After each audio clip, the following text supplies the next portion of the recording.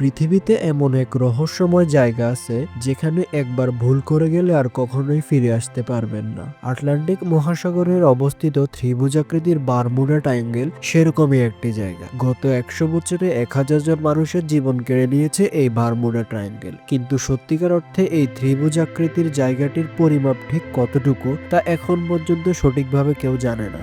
আর এই কারণেই প্রতি বছর হাজার হাজার জাহাজ এবং এরোপ্লেন এখানে দুর্ঘটনার শিকার হয়, যার শেষ চিহ্নটুকু পর্যন্ত খুঁজে পাওয়া যায় না। অনেকে মনে করে এখানে ভৌতিক কিছু আছে কিংবা জায়গাটিকে ভিন গ্রহের প্রাণীরা নিয়ন্ত্রণ করে। আবার অনেকে মনে করে এখানে কোনো সামুদ্রিক দানবের রাজত্ব চলে, যেই রাজত্বে কারো অনুপ্রবেশ দেখলে তাকে গায়েব করে ফেলে। বর্তমান পৃথিবী অনেক উন্নত হয়েছে, আমরা ঘরে বসেই পুরো পৃথিবীর খবর রাখতে পারলেও এত উন্নতি হবার পরেও বিজ্ঞানীরা এই ছোট্ট একটি জায়গা সম্পর্কে কিছুই জানতে পারেনি। তাহলে কি এই জায়গাটা পৃথিবীর কোনো অংশ নয়? ডট এন্ড আজকের ভিডিওতে এই সম্পর্কে আমরা বিস্তারিত জানতে চলেছি। 1945 সালের 5 ডিসেম্বর ফ্লোরিডার ক্যাম্প থেকে 14 জন নেভি এয়ারম্যান প্রতিদিনের মতো সেদিনও একটি প্লেনে করে প্র্যাকটিসে বের হয়। প্রায় 1.5 ঘন্টা পর ফ্লাইট লিডার চার্লস টেইলর ফ্লোরিডার কন্ট্রোল রুমকে অ্যালার্ট করে একটি মেসেজ করেন। তিনি বলেছিলেন তাদের সাথে খারাপ কিছু হচ্ছে, তাদের 3টি কম্পাসই ঠিকভাবে নির্দেশ করছে না, তারা পশ্চিম দিক চিনতে পারছে না, সবকিছু উল্টাপাল্টা হচ্ছে, চেনা সমুদ্রটাও অন্যরকম লাগছে। তারপর আর কোনো সিগন্যাল ওই ফ্লাইট থেকে আসেনি। বারমুডা ট্রায়াঙ্গেলের কোনো এক স্থানে চিরতরে হারিয়ে যায় প্লেনটি, যার নাম ছিল ফ্লাইট 19। ওই দিন সন্ধ্যাবেলা একটি সার্চ প্লেনকে পাঠানো হয় ফ্লাইট 19কে খোঁজার জন্য, কিন্তু ওই প্লেনটিও ফ্লোরিডা থেকে রওনা হওয়ার 27 মিনিট পর আর কোনো সিগন্যাল পাঠায়নি। 13 জন ক্রু মেম্বার সহ দ্বিতীয় প্লেনটিও গায়েব হয়ে যায়। 1970 সালের 4 ডিসেম্বর পাইলট ব্রুস ব্যবসায়িক কাজে তার পার্টনারের সাথে অ্যান্ডেস থেকে ফ্লোরিডার কুচকে যাওয়ার জন্য টেক অফ করেন। এই সময়টি জায়গাটি বারমুডা ট্রায়াঙ্গেল নামে পরিচিত ছিল না, আর পাইলট এই রাস্তা দিয়ে আগেও অনেকবার যাতায়াত করেছিল, তাই সে নিশ্চিন্তে রাস্তা দিয়ে যাচ্ছিল। কিন্তু সে কল্পনাও করতে পারেনি যাত্রাটাই তার কাছে চিরস্মরণীয় হয়ে থাকবে। কারণ যাত্রাপথে হঠাৎ অনেক অদ্ভুত ঘটনা দেখা যায়। প্রচন্ড ঝড় আর কালো মেঘ চারদিকে ঢেকে যায়, তবে সে এই বিষয়টিকে একেবারে স্বাভাবিক ভেবে এড়িয়ে যায়। এই পর্যায়ে তেমন কিছু না হলেও প্লেনটি যখন 11,500 ফুট উপরে পৌঁছে যায় তখন আরো একবার প্রচন্ড কালো মেঘে চারদিক ছেয়ে যায়। তবে এটা কোনো সাধারণ মেঘ ছিল না, এটা দেখতে অনেকটাই টানেলের মতো ছিল। হঠাৎ এমন ঘটনায় কি রিঅ্যাকশন দেওয়া উচিত সে ঠিক বুঝতে পারছিল না। সে এই মেঘের ভিতর দিয়ে চলতে শুরু করে, আর সে যখন এর ভিতরে প্রবেশ করে তখন চারদিক আরো কালো হয়ে যায়। এমন অদ্ভুত দৃশ্য সে এর আগে কখনো দেখে। এরপর হঠাৎ কালো মেঘের মাঝে বিদ্যুৎ চমকাতে থাকে, কিন্তু এই বিদ্যুৎ চমকানোর কোনো শব্দ ছিল না, এমনকি কোনো রকম বৃষ্টিপাত ছাড়াই বিদ্যুৎ চমকাচ্ছিল।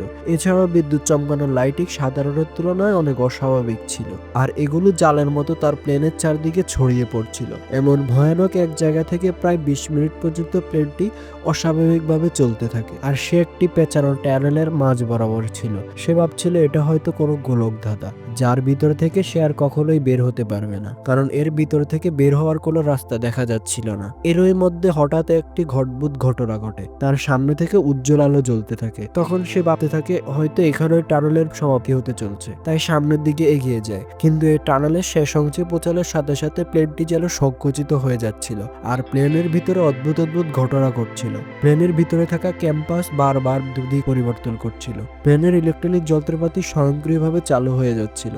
মনে হচ্ছিল এই প্লেনটিকে কোনো অলৌকিক শক্তি নিয়ন্ত্রণ করছে। আর এই সময় পাইলট প্লেনটি নিয়ন্ত্রণ করার অনেক চেষ্টা করে, কিন্তু সে কোনো কিছুই করতে পারছিল না, কোনো কিছুই তার মতো চলছিল না, সবকিছু একা একা চলছিল। আর তখনও প্লেনটি টানেলের ভিতরে ছিল। এভাবে দুলতে দুলতে প্লেনটির শেষ অংশ হঠাৎ বেরিয়ে যায়। তবে এই 20 মিনিট তার সাথে যে রহস্যময় ঘটনা ঘটেছে তা স্বাভাবিকভাবে কখনো ঘটা সম্ভব নয়। এখান থেকে বেরিয়ে এসে সে যেন প্রাণ ফিরে পেয়েছে, আর প্লেনের সব যন্ত্রপাতি ঠিকঠাক কাজ করতে থাকে।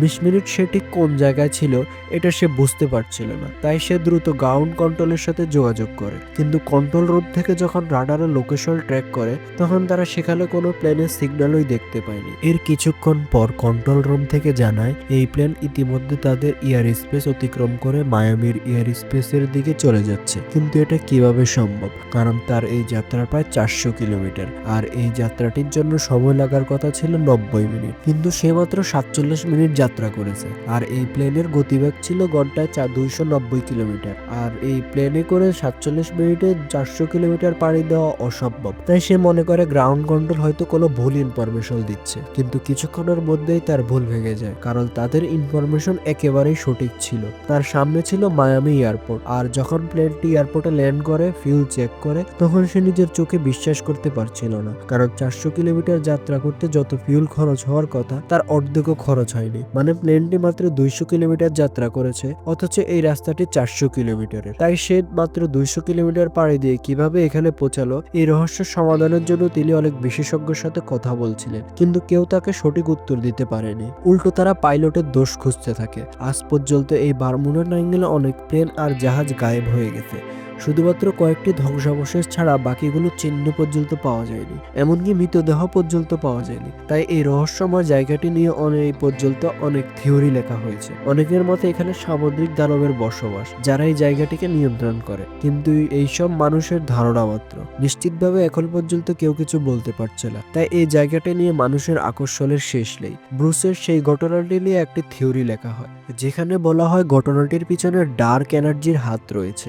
বিজ্ঞানীদের মতে ডার্ক এনার্জি হলো সেই শক্তি যা ব্ল্যাক হোলের মতো স্পেস তৈরি করে, এক ধরনের টানেল তৈরি করে, যার ভিতর দিয়ে লক্ষ কিলোমিটার দূরত্বের রাস্তাকে কয়েক মিনিটে অতিক্রম করা সম্ভব। আর সে হয়তো এমনই কোনো টানেলের ভিতরে প্রবেশ করেছিল, ভাগ্যক্রমে সে জায়গা থেকে বেরিয়ে আসতে পেরেছিল। আর এই কারণে 400 কিলোমিটার রাস্তা মাত্র 47 মিনিটে অতিক্রম করতে পেরেছে। তবে ডার্ক এনার্জি নিয়েও অনেকের মধ্যে ধাঁধা মতবিরোধ রয়েছে, এখনো বিশেষজ্ঞরা উপযুক্ত ব্যাখ্যা দিতে পারেনি। ব্রুস একমাত্র ব্যক্তি যিনি বারমুডা ট্রায়াঙ্গল থেকে ফিরে আসতে পেরেছে, কিন্তু ফিরে আসার এই ঘটনা এখনো রহস্য হয়ে আছে।